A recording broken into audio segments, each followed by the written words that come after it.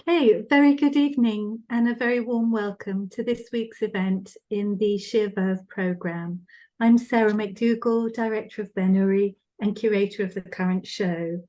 Our usual housekeeping note, just to remind you, we are recording this evening, so please keep your cameras off and your microphones during the speaker's presentation.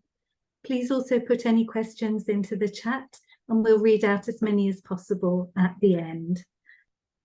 So I'm really delighted to welcome a longtime friend of Ben-Uri this evening. Fran Lloyd is Professor of Art History and Director of Postgraduate Research at Kingston University. Her areas of research are contemporary visual culture, issues of gender, sexuality, and the body. She has a particular interest in émigré sculptors and in émigré artists in general in post-war Britain. She's written extensively on this subject, including on Karin Jonzen, Dora Gordine, and Barbara Hepworth, who are among the sculptors she will discuss tonight. And so without further ado, it's over to you, Fran. Thank you very much, Sarah. And thank you very much for inviting me. There's been a lot of interest through a lot of series that both the Henry Moore and the Royal Society of British Sculptors have done, and Paul Mellon. So it's a good time to be discussing women sculptors. So I became interested in the Women's International Art Club through research on Gordine and also Karin Jonzen, and realizing that it offered a different perspective on a history of art, because you saw artists with some at the beginning of their career, some at a later point of their career, and a space in which they overlapped and showed work and had certain networks. And so what I want to do this evening is to look at 4 of those sculptors and to look at their work in what they showed at the Women's International Art Club, that I'll refer to as WIAC for short from now on, and also to explore some of the challenges they faced, how they dealt with their materials, and the importance of the studio for them as a space of making. So I want to introduce them, first of all, through the concept of the studio, where often in most cases quite staged and constructed, we see images of women sculptors presenting themselves working as sculptors in a field that many regarded as a very masculine field. It demanded training, access to training. It demanded a certain amount of equipment. It demanded a space to make, and it also demanded a market, a place to show your work. And in different ways, these 4 women artists have negotiated that in what was a fiercely competitive area of sculpture in Britain and indeed in Europe. In basically, I'll be looking at the interwar and just post-war years. So beginning with Dora Gordine, who we see here in her Paris studio, that it's just after it's been completed by Auguste Perret, who lived on the same street and had designed a series of studios. And for Gordine, the studio was important as studio home, so somewhere that she could show the work but also live. And for a woman sculptor to be able to show the work in a professional environment of the studio as a kind of public place. Now, Gordine, as you'll see, she was actually born in we now know 1895, but that took a lot of uncovering, because she had at least 3 birth dates, and generally she preferred one that was in the early 1900s.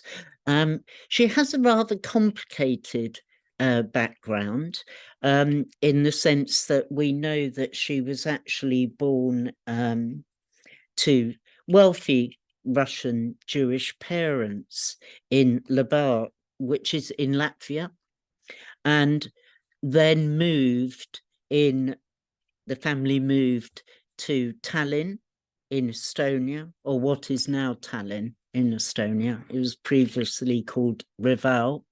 And there there was an art school run by someone who lived in the a block of apartments that she was in, and we know she probably had some training there, and then went to St. Petersburg. Very recent research has uncovered that she studied there with a sculptor, M.F.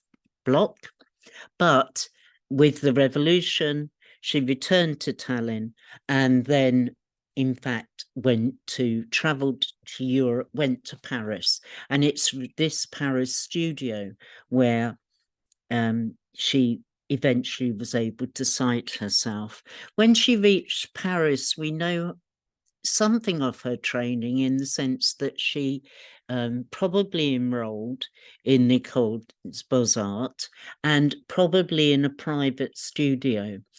So in terms of training, there is some, and also there was she had a tremendous ability to network. So straight away, she's meeting all the key sculptors at the time, male sculptors, particularly Mayol, and was encouraged to exhibit, which she did from 1925 onwards in Paris. And that's really where she made her reputation as the star. She's a modeler, as we can see there, working mainly in clay and then plaster, and then the works are cast. So she's arriving, as we'll see in a moment, in sort of London in the late 1920s, at the same time that Barbara Hepworth, who had trained she was born in Wakefield in north of England, and she trained first of all at Leeds from 1920 to 21 before going on to the Royal College of Art, where she learned direct carving as well as modelling. But her preferred modelling material was plaster. And we see her here with the work of carving a head, very much associated with direct carving, and part of that group of modernist sculptors in Britain, alongside Moore and Skeeping, who was her husband. And she had won the sort of second prize, as it were, for the Prix de Rome, and had gone forward for that, but didn't. Instead, Skeeping won, although she did go to Rome with him. So we have here, if you like, a juxtaposition that's very typical sort of modernist account of sculpture, the modelers versus the carvers. If we go on to the next slide, we'll see there, please.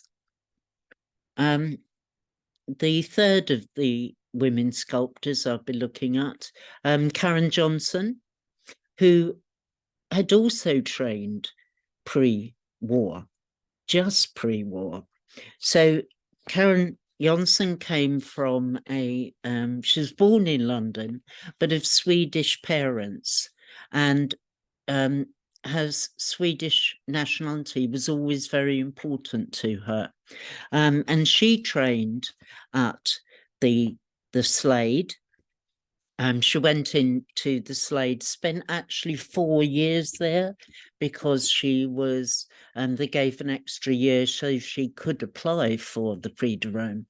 And she was both a carver and a modeler. So she was proficient at both, and which is why I've just put in a slide, working very large scale stone carving, but in the mid-1940s, after the war, she is going to predominantly be known as a modeler.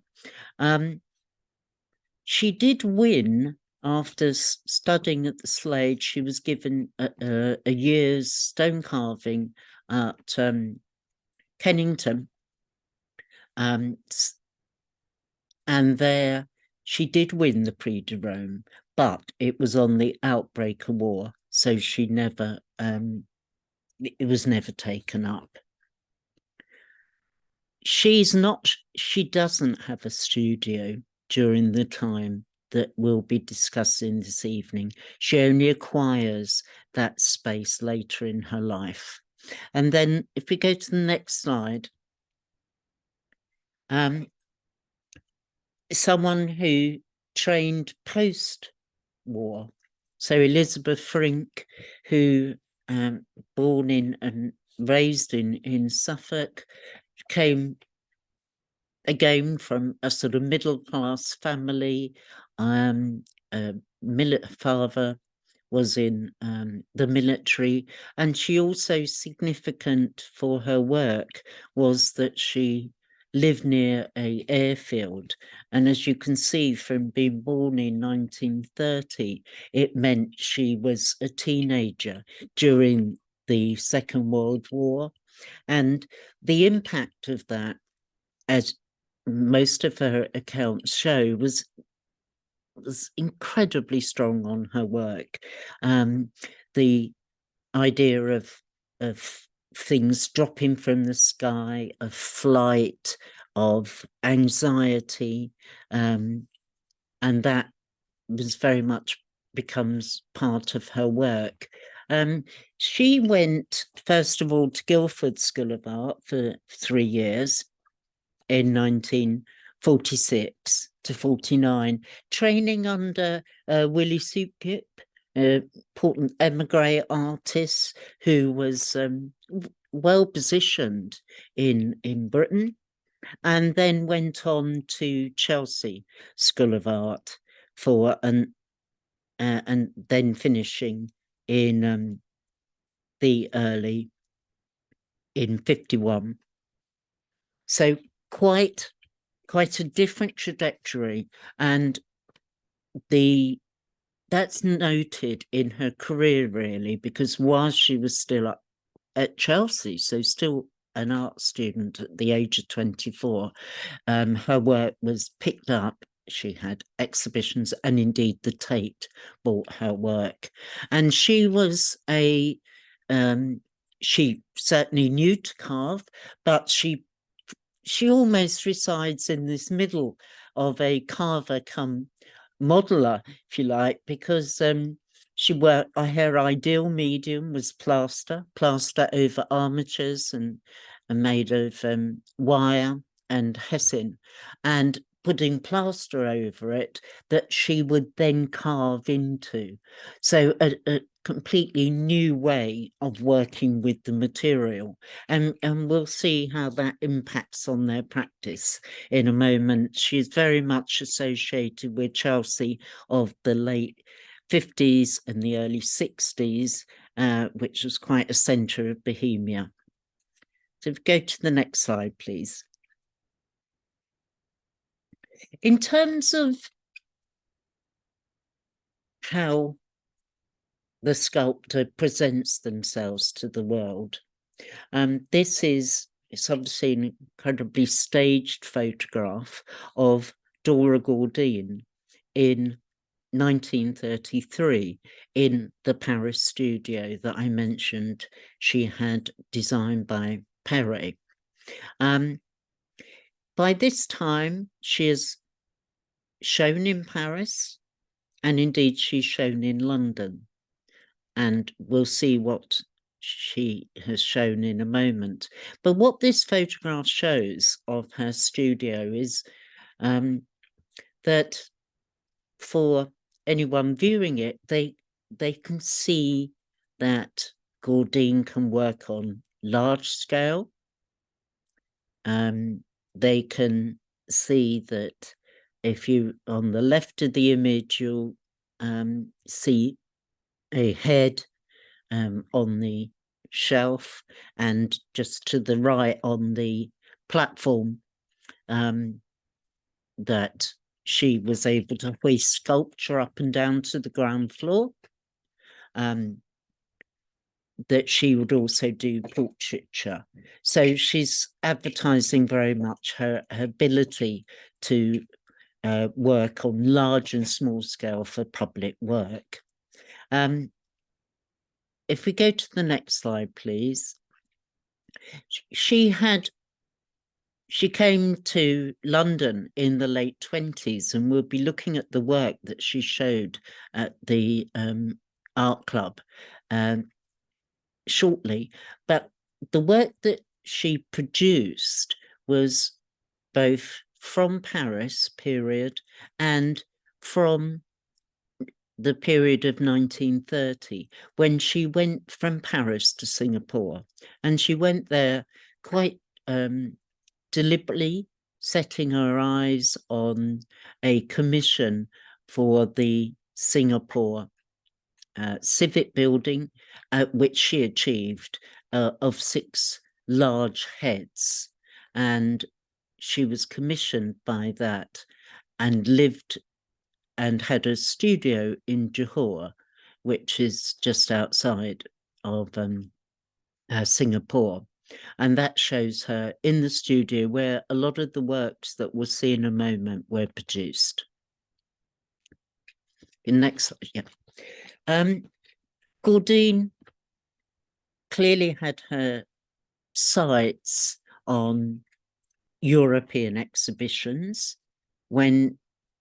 Before she'd even gone to Singapore, she'd made contact with Janet Vaughan, who was then a medical student, but on the edge of the Bloomsbury group, and through that had arranged an exhibition of her sculpture, mostly her Parisian work, in London at the Leicester Galleries. So she went for the most prestigious of the commercial galleries, and she had her first exhibition there in 1928.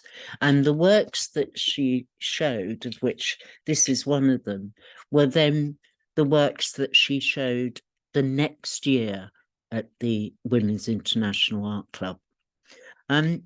These are the works that established her reputation as being, I mean, we can see them distinctly as these ethnographic sort of studies, part of a colonial enterprise in one sense.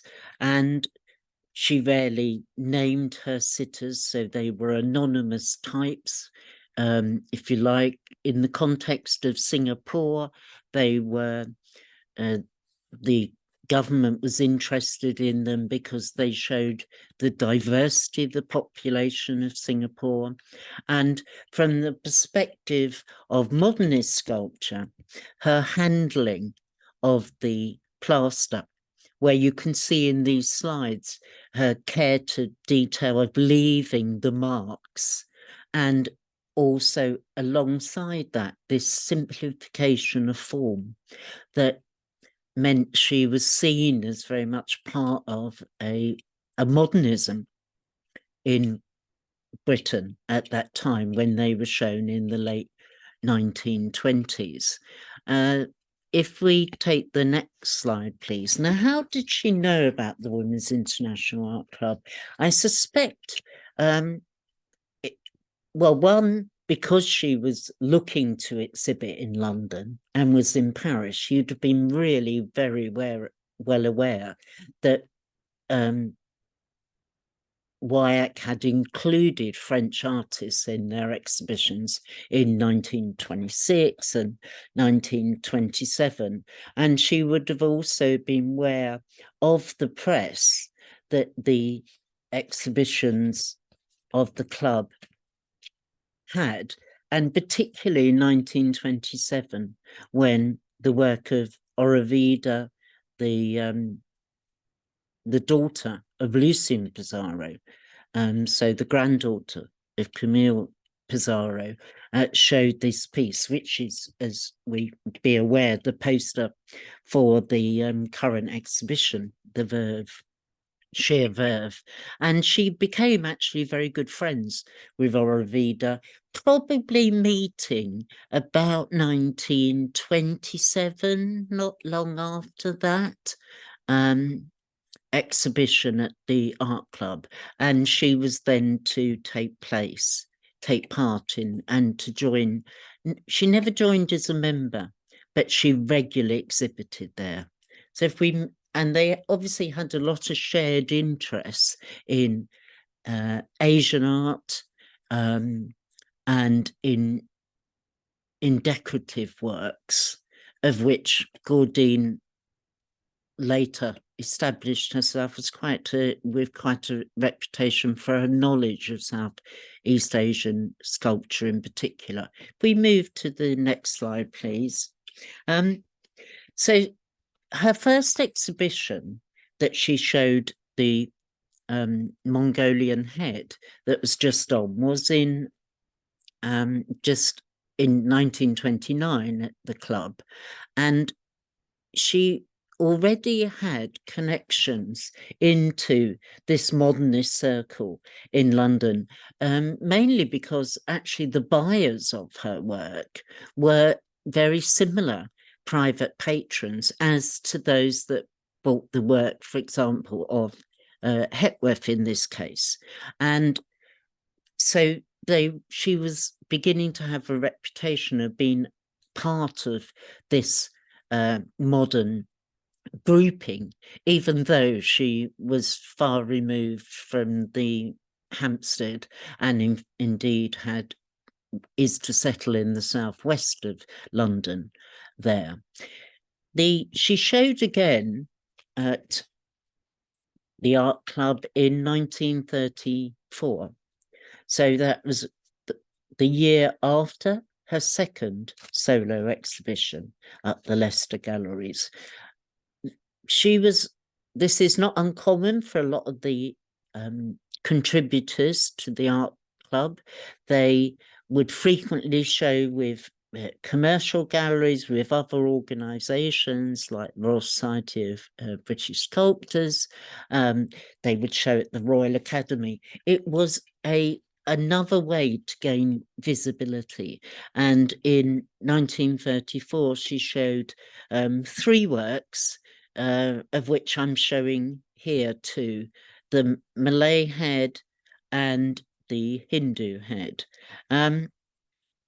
Interestingly, the way that she entered collections like the Tate were not because they were buying extensively at that time in the late 1920s and the early 1930s, but through bequests. So purchaser of her work subsequently donated them. So she entered public collections in that way. And I think we can see from these work how her handling of the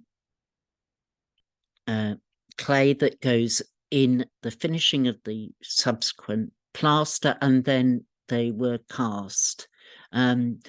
She chose quite deliberately to cast in Paris at the Valois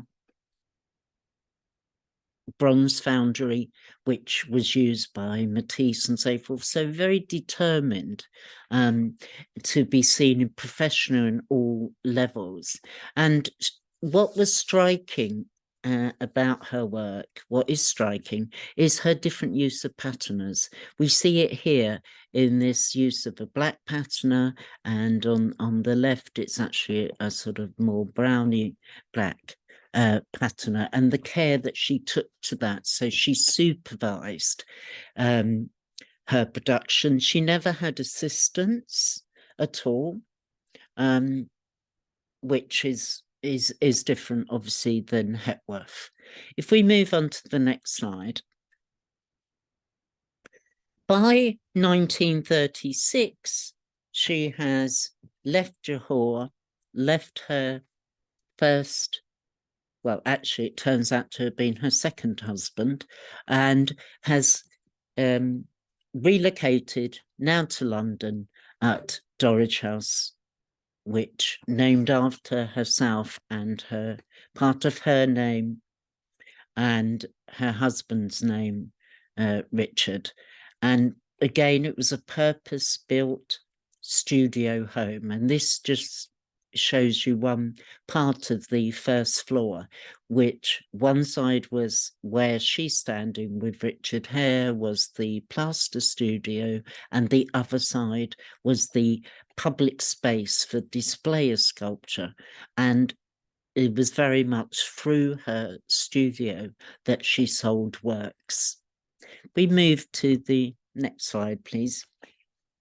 So Gordine is showing at Leicester Galleries and at the Art Club, and Hepworth and they're sharing buyers. And I put in an example of Hepworth's work of the same kind of period to see that kind of connection, although Hepworth is at this point, she did model, but obviously this is a carved piece, and she similarly had a delight in materials and also a simplification of form. And although her interests were rather different, they both shared an interest in different forms of primitivizing forms. So this is just as a counterpart image. And if we move to the next image, please. Their paths crossed, Hepworth and Gordine, a lot. Gordine carries on showing at the Women's Art Club. Hepworth isn't yet a member of that, but of course in the late 1940s, with the development of the formal naming of the Arts Council, its funding and its commitment to public art in public spaces, from 1948 onwards into the early 1950s, the artists that I'm talking about, apart from Frink, were all heavily involved in the new opportunities that it offered sculptors. So for Gordine, for example, work that she'd produced, the reclining girl that was once called Sinhalese Girl when it was shown and produced in Singapore, becomes repurposed as in 1948 for the inaugural open air exhibition by the Arts Council and LCC. And if we go to the next slide, please. At that exhibition, there's Hepworth, who of course has in the 30s moved into more abstracted forms of carving, has been part of Continental Abstract Creation Group, and has lots of contacts in Paris, but very different contacts than those of Gordine. And Hepworth, this is an example of the work that she showed at Battersea Park. So you start to see a strong sort of divergence and the diversity of what can be seen as modern in Britain at that time. If we move to the next slide, Hepworth, as far as I'm aware from catalogues, the first time that, well, the pamphlets rather, the first time that Barbara Hepworth showed at WIAC was in 1948. And we actually don't know what she showed, because although we have the name in the catalogue, at that point, it didn't give reference to what materials it was made of. It gave the price, simply a title and the price. So we don't know what she chose to show. I've kind of conjectured on the basis that the prices in the catalogue show that they were high prices, and so they would have been likely quite large finished works. And I've just put in examples of Hepworth's work over that period of the late 30s and 40s that she could have potentially shown. They're not the same names. There is not an identifiable double form or upright form, which is what the catalogue says of Hepworth's work. But what we're seeing here is really, the point is that Hepworth is experimenting with different materials during this period of the 1930s. And if we move to the next slide, and she, as we'll see in a moment, she's also then goes on to experiment with metals, string, and so forth. So she could have shown a variety of works, types, we don't know, but I wanted just to show the sense of the diversity that the art club enabled to be exhibited. The other figure that also showed in the 1948 Battersea Park is next sculptor, Karin Jonzen. So I wanted just at this point to make a kind of connection between them.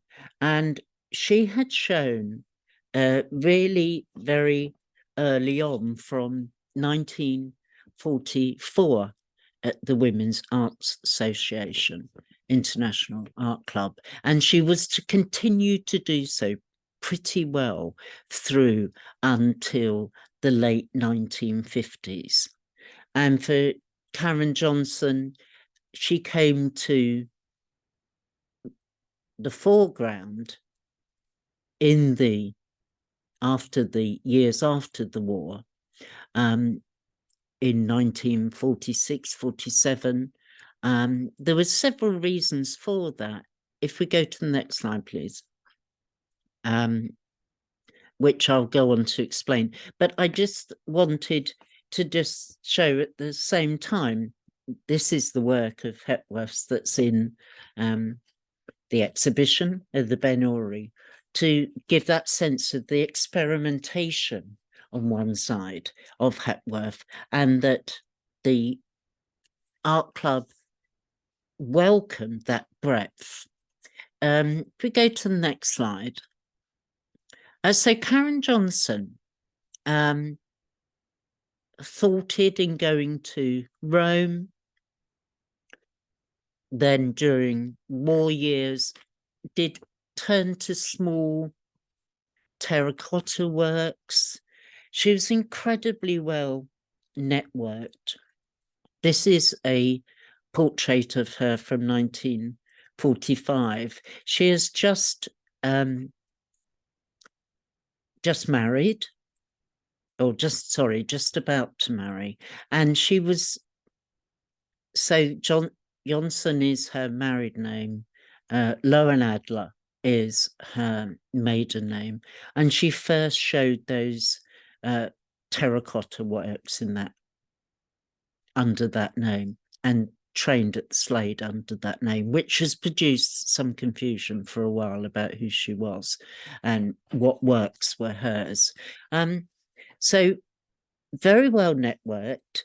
Her husband, Basil Jonzen, fellow Swede, was a painter, earned quite a lot of money from that, and also bought and sold works of art.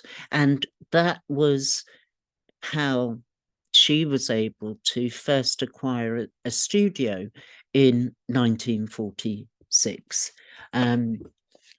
In South Kensington, it was once Alpen's studio, and from there she set up with her husband a weekend gallery where she showed works by herself, contemporary artists, but also sold works that had been acquired by her husband. The reason for showing this particular image from the Tate is that it appeared in the Art News and Review in 1949. So she's really only beginning as a sculptor, but she was a very strong networker, and frequently reviews of her works, including her work at the Art Club, appear in the popular press as well as in Art News and Review and other examples. Right, if we go to the next slide. This is 1950, so that during this period of time, Jonzen is regularly contributing 2-3 works. Invariably, they're terracotta works. Invariably, they're quite small.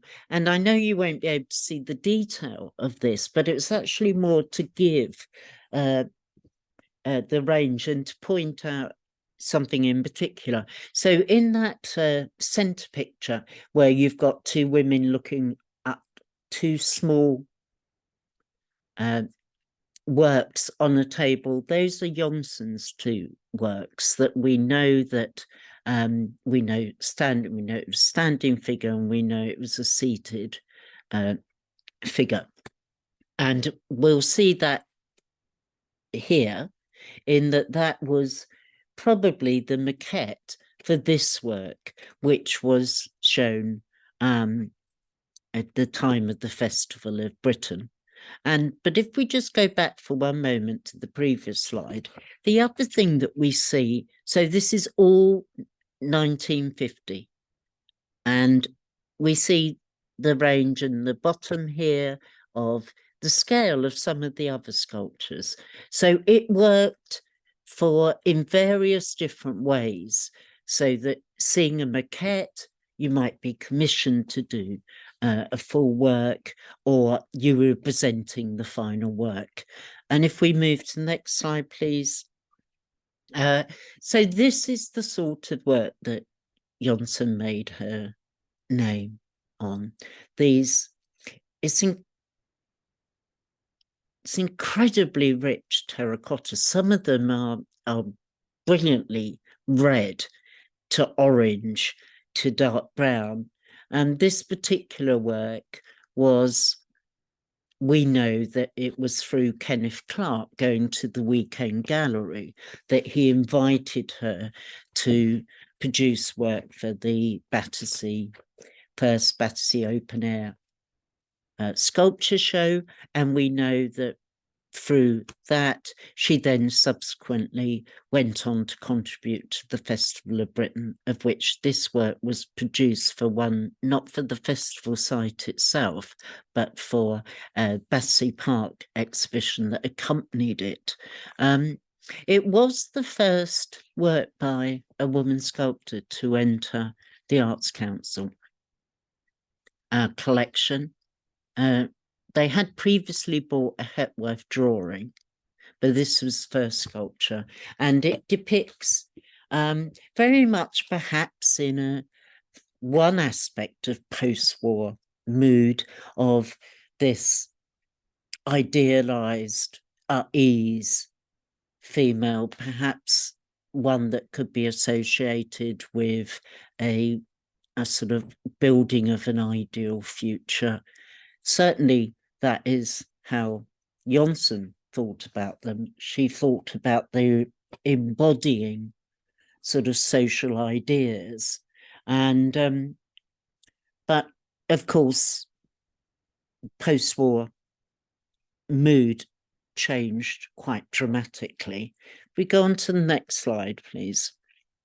So her work was sort of between 1948 to 53. It was everywhere.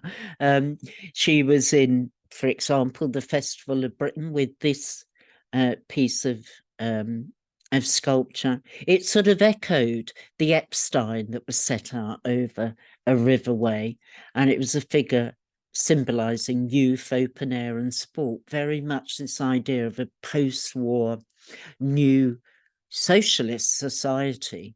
And it subsequently was in Liverpool Art Gallery. It's made with plaster with terracotta colour. I mean, it would have been extremely difficult to produce this in terracotta. So that's the kind of work that she was most well known for. Quite an extreme side of the spectrum compared with Hepworth's work at the time. If we move to the next slide, please. But of course, they all came together at that 1951 exhibition. So I just put in, if that's the Jonzen there, and here I've put in the Hepworth that was at the Festival of Britain on the South Bank, these two forms, and then Gordine resurrecting one of the works produced in Singapore. Again, she was excellent at reinventing her sculpture for new contexts. So here we have one of the editions of it shown at the under Hungerford Bridge as part of the festival. So if we move to the next slide, please. This overlapping of generations is enormously kind of interesting and runs contrary often to the kind of dominant art history that is in terms of movements and this sort of linear succession. Here you get a sense by seeing in this case, the women artists together, of the kind of connections that were made between them and how their work in, if you like, a more horizontal way, by seeing it side by side, could show the sheer diversity of women's sculpture at the time. And Elizabeth Frink, here I've shown, as I mentioned, while at art college, her work attracted a lot of attention. She had an exhibition at Beaux-Arts Gallery, which was a great success. But to remind that, of course, although she is sort of 35 years younger than kind of Hepworth, they're showing at the same time. So in this case, this is very young Elizabeth Frink with her maquette that she did for the Unknown Political Prisoner competition, of which Hepworth That's her maquettes on the right.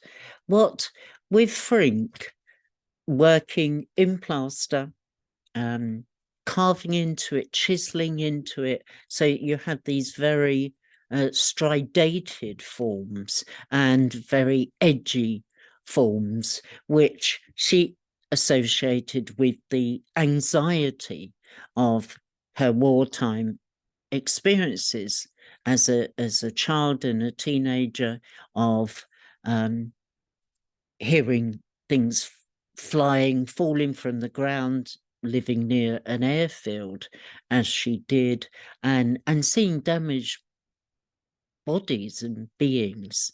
And this was very much a motivation to find a form for this in those early works of the 1950s. We can move to the next slide, please. So this is the work that created public attention. This bird done in plaster, and it was acquired by the Tate, having seen it at the Beaux-Arts. And it's this, again, Talon attacker, avenger, predatory figure, that working with the plaster in the way that she could to create this really angular form, sharp forms, very different way of working with it than obviously than Gordine. When the Tate acquired it, they acquired the plaster and they had to cast it. So if we move to the next slide, please. So Frink became a member of WIAC in 1953. So at the time that, just at the time that the bird is being acquired, and we know that in the first exhibition, she showed what was described, and we know through the catalogue, but also through reviews, a vigorous head in plaster. Now, a lot of Frink's very early work, the work that would have been shown at the club, is no longer extant. So that I put in a plaster head from that time of 1953 to give a sense of that, what they were picking out, this scarring almost of the surface, cutting into it. And similarly, if we go to the next slide, we know that in 1956 at the annual exhibition, she showed a work called Dead Dog. In the catalogue, raisonné, there is no dead dog of this time, but there are lots of other things like dead rabbit, dead cat, and I've chosen to show the dead hen. A small work where it would give a sense of what she would have shown. And again, it was picked up, her work were picked up by reviews at the time. So out of the hundreds of work that were shown, you frequently get a mention of a particular sculptor and their work. And this is a case of one of them. But of course, the nature of those reviews in the popular press, mainly in the Times, the Guardian, or even in the art press, gave very little detail. So this gives a sense of what she would exhibit.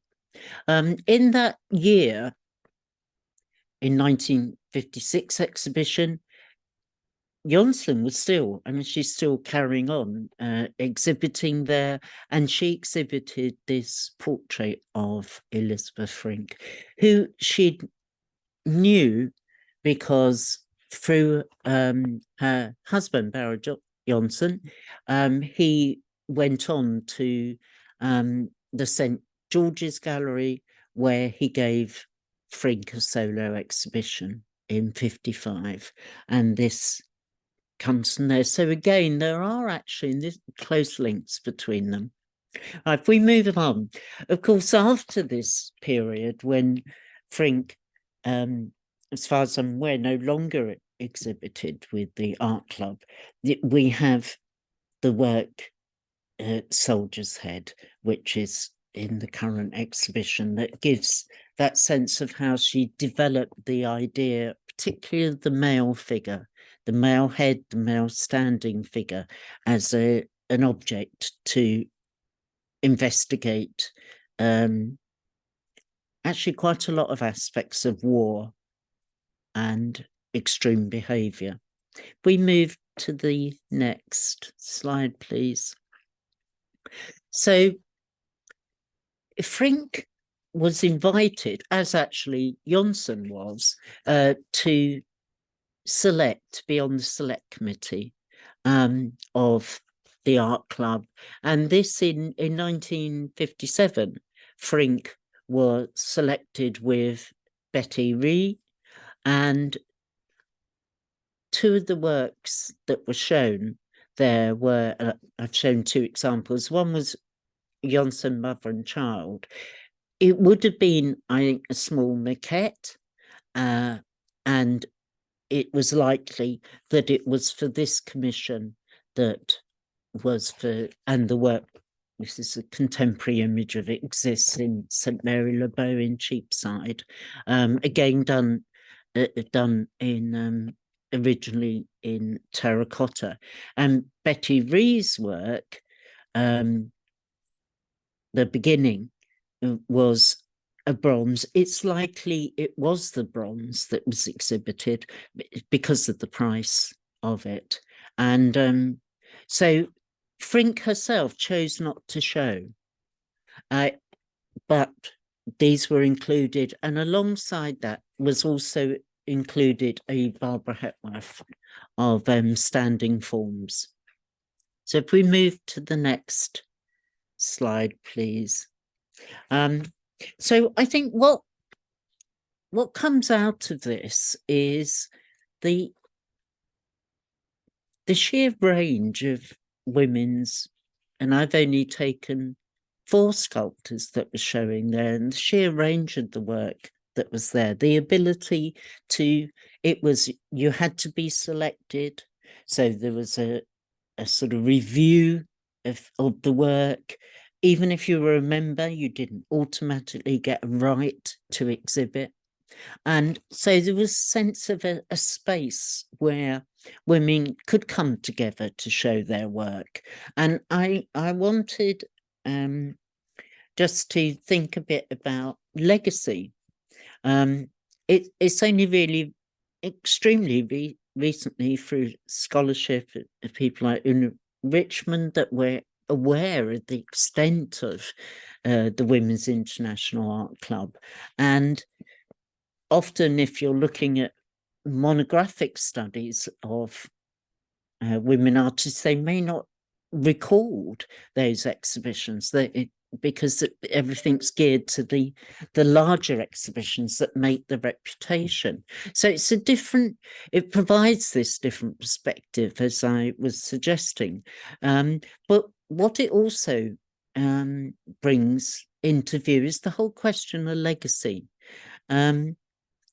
How the work of, in this case, women sculptors survives. As I've intimated, works of Jonzen, for example, and Gordine that entered public collections like the Tate, V&A, and amongst others. Often they were not purchased, but acquired as a gift. And that's one side of visibility. The other is thinking about the legacy for your work. Now, out of the 4 that we've discussed, obviously, Barbara Hepworth was very aware of that legacy and established before her death that it had become part of her studio and be part of publicly accessible place. Similarly with Gordine, she intended the house, Dorridge House, to be a museum, which it is now, and she sought for that and made it very clear in her will. In the case of Frink, also so, that we now had the Frink studio. In the case of Jonzen, how did she try and create a legacy? Well, she wrote two, if you like, autobiographies, but of her exhibition histories. And she also has a studio and works in it, but for complex reasons, it's not publicly available. And actually, relatively few works have entered public collections. So 3 out of the 4 planned for their future. And I just wanted to end by a figure that has come up often in my research, and I think is the next thing that I would wish to look at, and that's Joan Moore.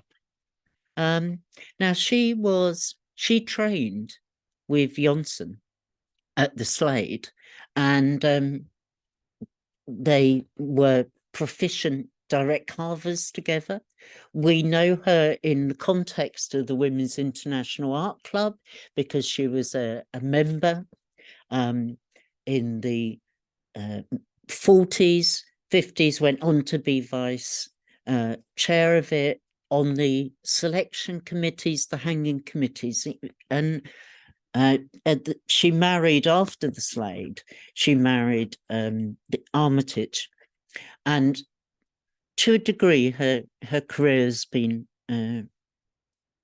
covered a little by that. But so she was very much part of the Women's International Art Club, and I just wanted to show 2 of her works that are in public collection that are purchased relatively recently. One, a work I would say is from the 1930s, although no dates given, and then after the war, where she became she trained with metals and with plastics, she produced these wonderful other works. So she's a kind of like behind the scene figure that's really important to the Women's International Art Club, and that ambition that women would have a space to be able to show their work and the networks that would come of it.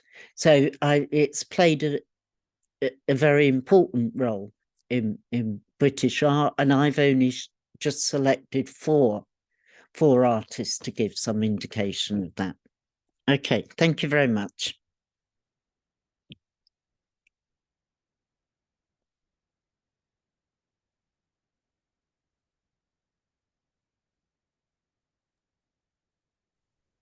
Hello. Yes, thank you, Fran. That was brilliant, wonderfully rich. And as with every talk in this series, so much brilliant work by women and in all these different contexts. So it was really interesting how you brought out the modernism of some, and then others, you know, were perhaps more classical in the way we would look at them, the figures of Jonzen, but you placed them in that post-war context, which was really, really interesting. And that sort of message of hope that people were kind of espousing, and the Festival of Britain obviously really stood for that. I'm sure our guests are going to be tapping their questions into the chat soon. And so while we're waiting for those, we could just sort of continue that discussion a bit more. I was also very interested in this idea of legacy that you touched on, and which is a sort of really important kind of sub-theme of all the talks, really. And I think the talk next week, which is about unsung women artists, really will be looking at that too. You know, the fact that if they were prescient enough and successful enough and forward-thinking enough to think of creating those legacies, obviously there is something always to see and view and to help with that. And of course, Hepworth probably the best known there, but you know, Gordine, thanks to the work by yourself and the late Jonathan Black, really came back into view with the museum at Dulwich. And perhaps you'd like to talk a little bit more about that and how you both really built that, as she had intended this legacy, but it did need a revitalizing, because those reputations do go up and down when people disappear from view for a while. Yeah, very much so. And I mean, Dora Gordine is a very good example that, so I think one element here is the fact that she's, you could say, a transnational artist, so that it's only really recently that we've been able to, with the help of researchers and in Estonia, Latvia, Russia, Paris, to be able to actually uncover the extent of her training, her work. And it's only when you look through that you saw that Gordine was in all these major events and shows, but the focus had been so much on a particular line of modernist culture. That created, that the name got omitted.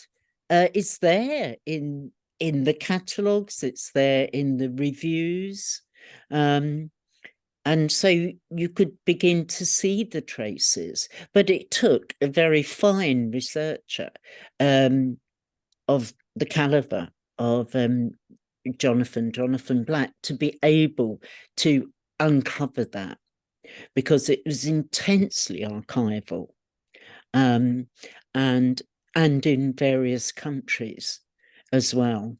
And so it's an example of how research is so important for getting a fuller picture of this period, in particular, and also the whole question of how things enter collections as well has become really important. I mean, I think one of the things I was really struck by in looking at this particular period, of course, you don't have a Tate like you have now.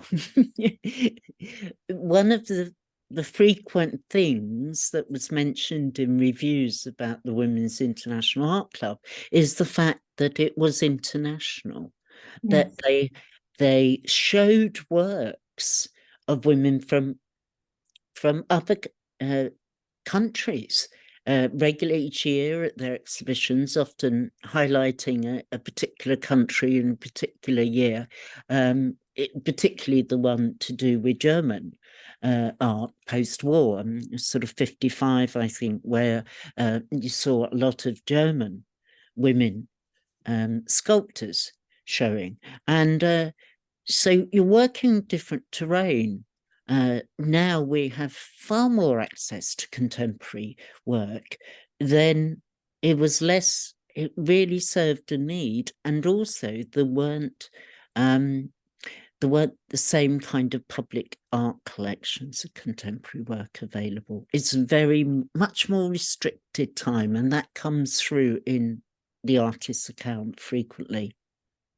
Absolutely. And we have a couple of comments here from a lady, Jill, who worked with Karin Jonzen in the 70s when she worked at her home in Gunter Grove. And she remarks that she had her own, she worked with commissions, had her own vision, was very good humoured and kind, and worked consistently.